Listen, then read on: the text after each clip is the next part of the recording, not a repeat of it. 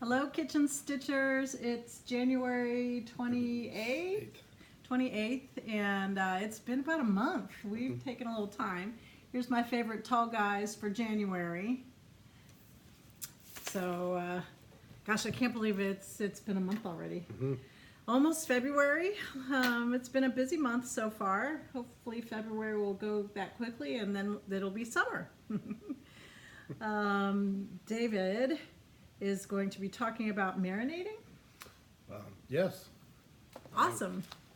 Among other things, there was also a question. I'm pretty sure I got an answer back to it, but just in case, there was a question of last time I talked about making a roux for gravy or sauces, and a lady asked if that same roux can be used for chicken or turkey or beef, and you can use it really for anything. It just depends on what you flavor the roux with. Yeah, because I use it for cheese sauce, and you want to be sure. Someone said you're hard to hear, so be sure you talk loudly. I'll try to speak up a little bit. He's a soft-spoken little guy, big guy, big guy. So yeah, it just depends on what you flavor the roux with.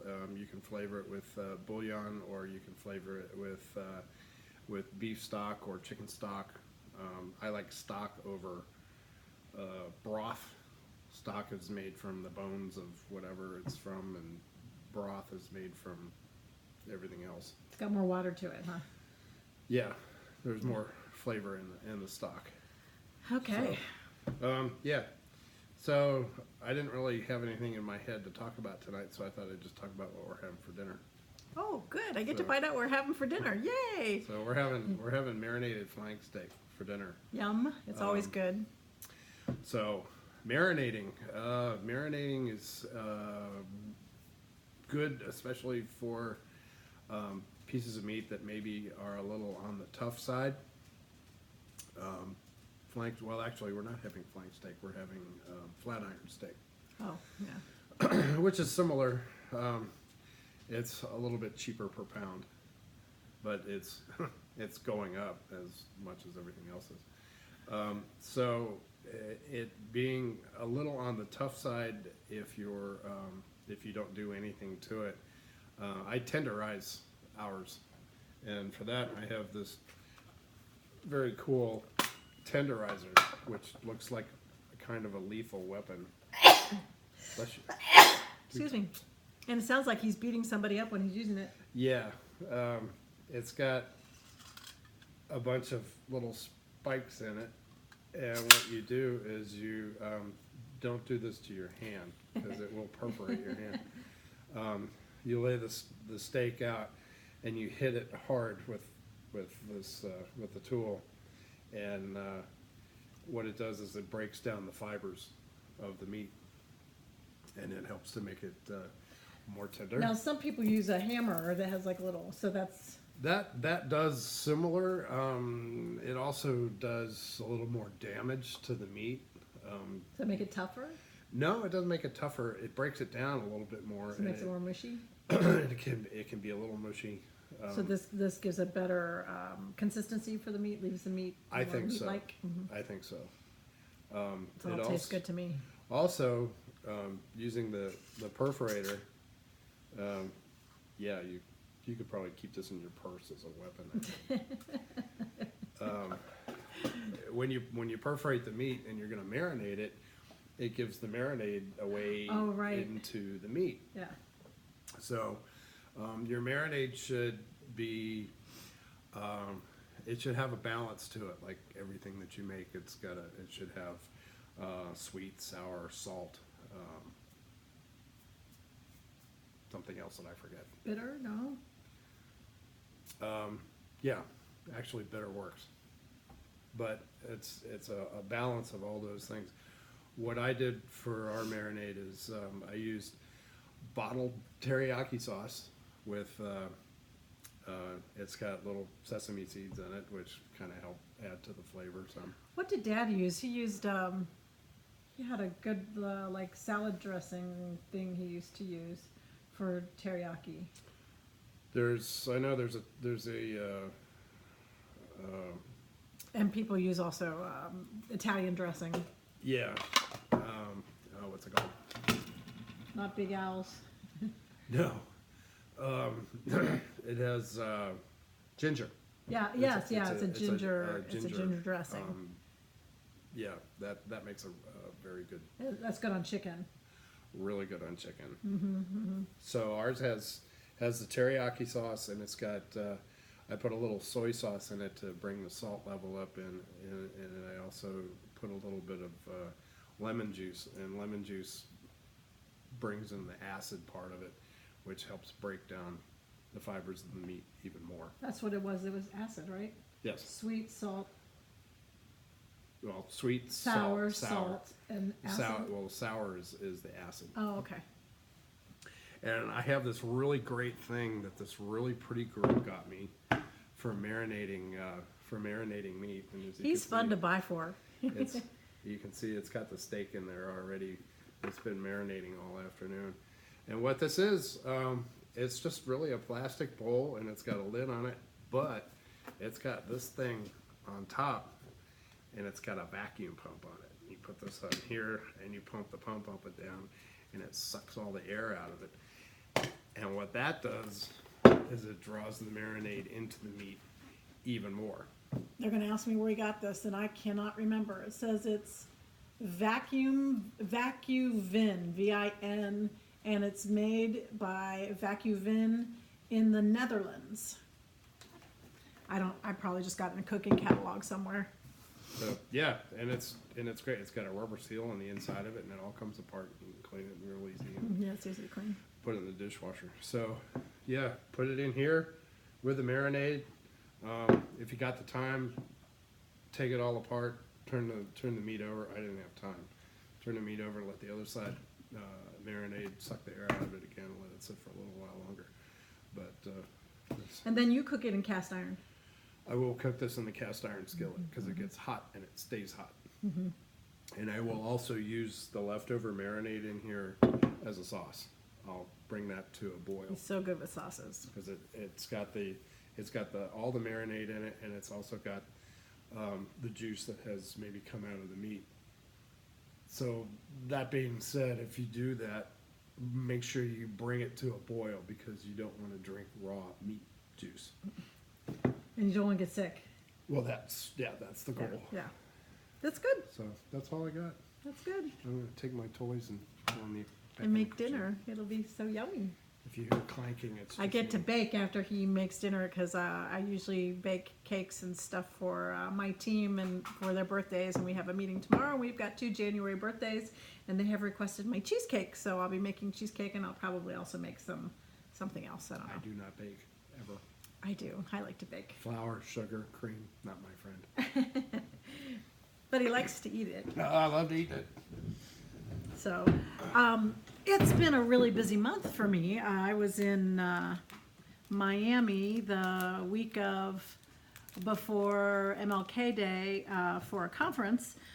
Didn't get to see much of Miami. Didn't even get to see much sunshine. In fact, what I would do to see sunshine was walk out of the conference center, walk down the length of the conference center, and walk back in another door so I could see a little sunshine. We went one night onto the beach, but it was night, so we really couldn't see. We just wanted to say that we did. At least we got to wear, short sleeves and sandals in the middle of January, so that was nice. And that weekend, MLK weekend, I had a friend come up from high school. My high school friends, they are the bomb, really. I hope you all have a friend group like that. These are the people that make me know that I'm not some weirdo, that these folks hold the same values that I hold, and we're kind of raised, even though they had different kinds of parents and different situations, we just all are very similar in our values. And when we're back together, it's like we were never apart. So it was nice to see them, and the one from Louisiana, and then a couple of our other friends from the area came together. So that was a lot of fun, keeping me busy. And one thing I worked on, okay, I'm going to say that my house, no matter where I'm living, there's a black hole that follows me somewhere. If I don't keep things organized and put things right away, I have no idea what happens to stuff. I could separate something, someone will borrow something, and I can almost guarantee, he's pointing that out because I have to ping my phone on a regular basis. but if I don't put it in a logical place, and I guess being older, my mind forgets what I did with it.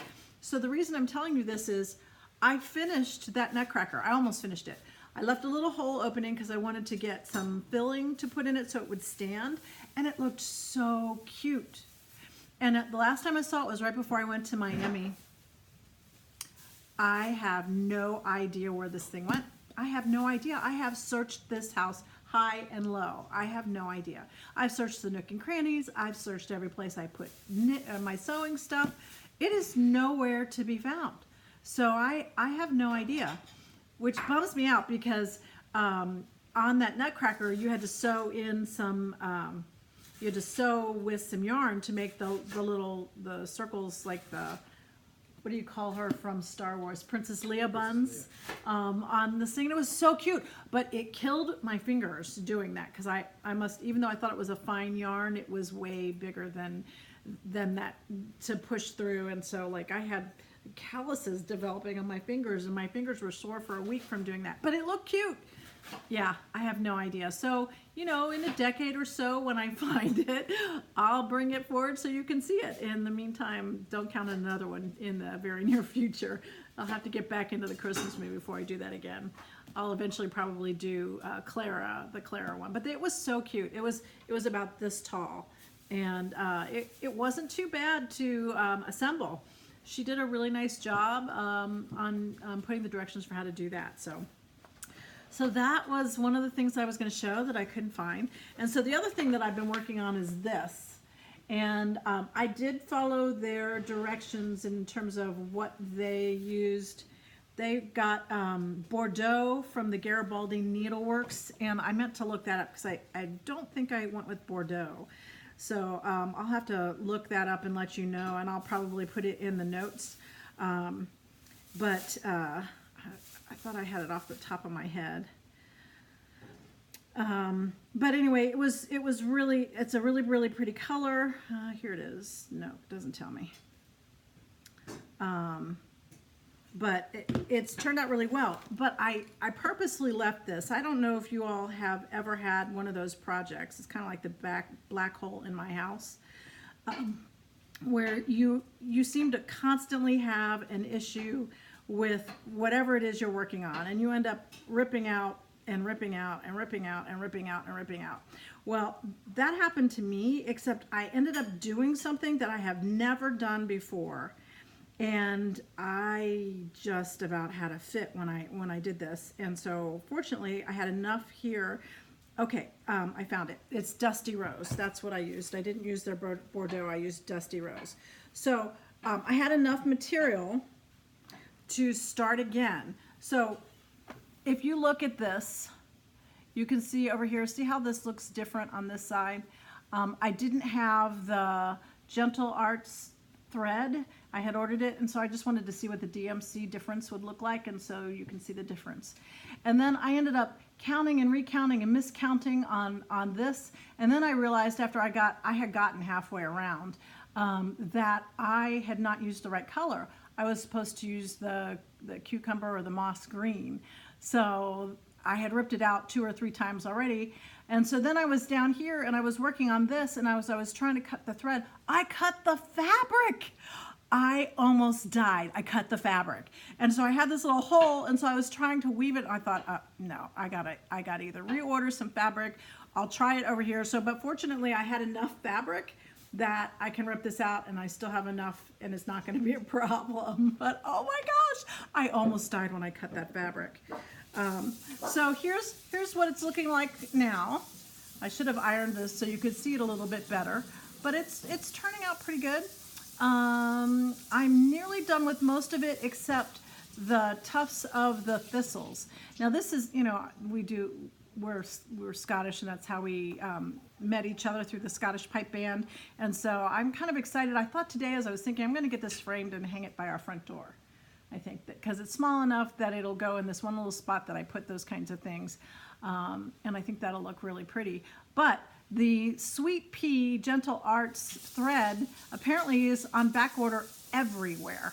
So I'm going to wait probably another month, and see. I guess I can wait forever, but Sweet pea is what I need, and it is not coming anywhere time soon that I can hear.